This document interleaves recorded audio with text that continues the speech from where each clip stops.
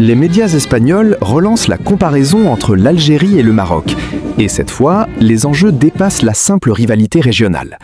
Alors que Madrid cherche à redéfinir sa politique au Maghreb, l'Algérie se retrouve une fois de plus au cœur du débat. Pourquoi cette comparaison refait-elle surface maintenant? Et plus important encore, que révèle-t-elle du nouvel équilibre des pouvoirs en Afrique du Nord? Ce bouleversement potentiellement majeur pourrait remodeler en profondeur les relations dans la région. Il pourrait avoir des répercussions importantes sur de nombreux enjeux stratégiques, notamment l'énergie, le gaz, le commerce, les investissements et la coopération économique avec l'Europe. Il pourrait également affecter l'équilibre diplomatique autour du Sahara occidental, les relations avec l'Espagne et d'autres partenaires européens, ainsi que les questions de sécurité, de migration et de coopération méditerranéenne. Dans ce contexte, la comparaison entre l'Algérie et le Maroc prend une nouvelle dimension. Les deux pays ont un poids, une puissance et des stratégies différents, mais leur position attire de plus en plus l'attention des capitales européennes. L'Algérie mise particulièrement sur son rôle dans le secteur énergétique, ses ressources naturelles et son influence diplomatique, tandis que le Maroc cherche à consolider sa position de plaque tournante économique et commerciale entre l'Afrique et l'Europe. Pour les médias espagnols, les enjeux dépassent largement la simple rivalité entre deux voisins maghrébins. La question est la suivante. Qui a le plus à gagner de cette nouvelle configuration régionale? Plus important encore, comment Madrid peut-elle adapter sa stratégie face à l'évolution des relations entre Alger, Rabat et les capitales européennes? La question centrale devient alors, assistons-nous à un simple glissement diplomatique ou au début d'un véritable rééquilibrage des pouvoirs en Afrique du Nord? Sahara occidental, l'Espagne revoit-elle réellement ses calculs? Et l'Algérie pourrait-elle être la principale bénéficiaire de ce rééquilibrage? Après des années de tensions, le rapprochement entre Madrid et Alger prend une nouvelle dimension, tandis que les récentes tensions entre l'Espagne et le Maroc, au sujet de Ceuta et Melilla, pourraient inciter Madrid à réévaluer certaines de ses options stratégiques. La question du Sahara occidental demeure au cœur de cette équation.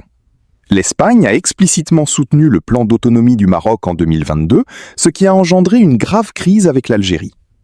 Mais aujourd'hui, alors que Madrid cherche à protéger ses intérêts dans les secteurs de l'énergie, de la sécurité et de l'économie, certains observateurs s'interrogent.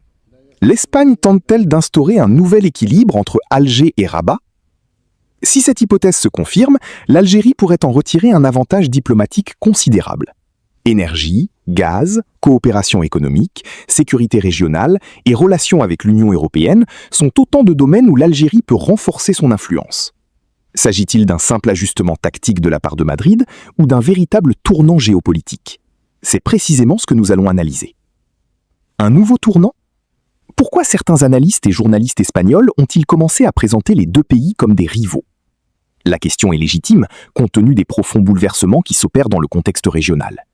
D'une part, l'Algérie s'efforce de consolider son influence diplomatique et énergétique en Méditerranée et en Afrique. D'autre part, le Maroc cherche à renforcer ses partenariats avec l'Espagne, l'Union européenne et les États-Unis.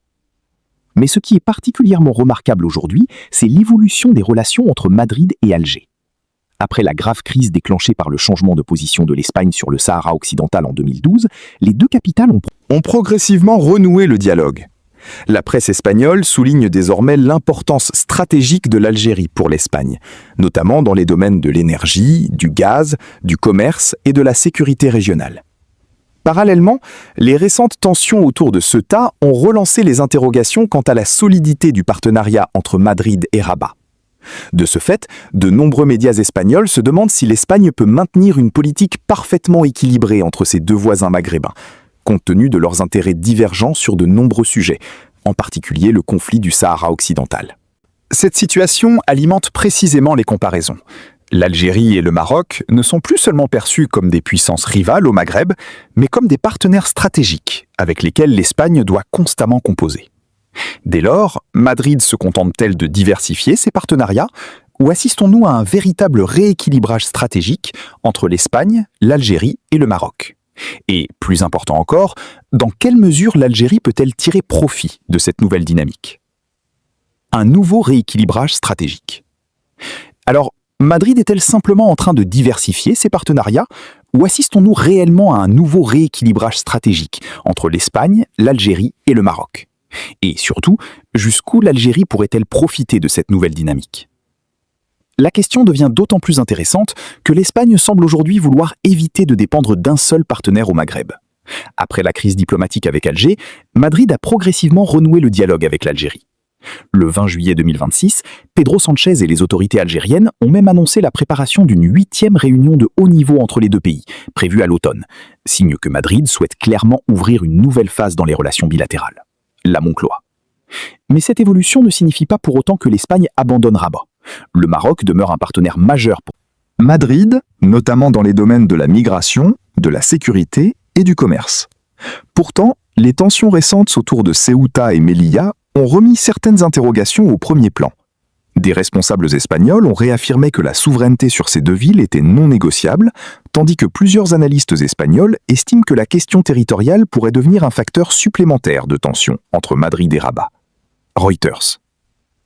Et c'est précisément ici que l'Algérie pourrait retrouver une marge de manœuvre importante. Avec ses ressources énergétiques, son rôle dans la sécurité méditerranéenne et sahélienne, ainsi que son potentiel économique, Alger dispose d'atouts qui intéressent directement l'Espagne et plusieurs partenaires européens.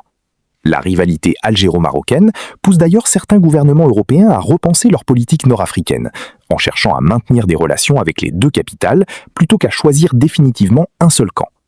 Al Jazeera. Et que fait l'Union européenne ? Bruxelles, de son côté, avance avec beaucoup de prudence. L'Union européenne ne semble pas vouloir transformer la rivalité entre Alger et Rabat en confrontation ouverte. Sur le Sahara occidental, sa position actuelle s'inscrit dans le cadre de la résolution 2797 du Conseil de sécurité de l'ONU. L'UE soutient les efforts de l'envoyé personnel du secrétaire général et considère le projet d'autonomie marocain comme une base de discussion, tout en appelant à une solution politique juste, durable et mutuellement acceptable, garantissant l'autodétermination du peuple du Sahara occidental. Autrement dit, Bruxelles se rapproche de certains éléments de la position marocaine sur le plan de l'autonomie, mais ne ferme pas la porte au dialogue avec Alger. Pour l'Union européenne, l'objectif prioritaire reste la stabilité du Maghreb, la sécurité énergétique, la lutte contre l'immigration irrégulière et la préservation des échanges commerciaux. Et les États-Unis ? Washington adopte une approche encore plus stratégique. Les États-Unis ont clairement renforcé leur soutien au plan d'autonomie marocain, mais cherchent parallèlement à faire participer l'Algérie directement aux discussions sur le Sahara occidental. Des réunions impliquant le Maroc, l'Algérie, la Mauritanie et le Front Polisario ont ainsi été facilitées par les États-Unis en 2026, ce qui montre que Washington ne considère pas Alger comme un acteur secondaire dans le dossier. C'est un élément essentiel. Les États-Unis peuvent soutenir le plan marocain tout en cherchant à obtenir une implication algérienne dans une éventuelle solution politique. Washington semble donc vouloir éviter qu'une rivalité durable entre Alger et Rabat ne déstabilise davantage l'Afrique du Nord. L'Algérie peut-elle réellement devenir la grande bénéficiaire ? C'est ici qu'il faut être prudent. Il serait prématuré d'affirmer que l'Algérie est déjà la grande gagnante.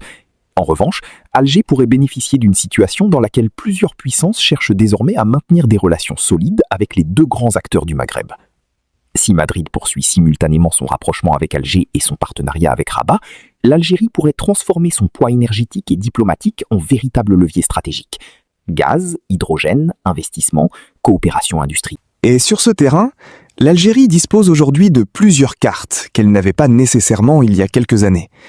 Sa position énergétique renforcée, son rôle croissant dans les équilibres méditerranéens, ses partenariats diversifiés et son poids stratégique en Afrique du Nord lui offrent désormais une marge de manœuvre beaucoup plus importante.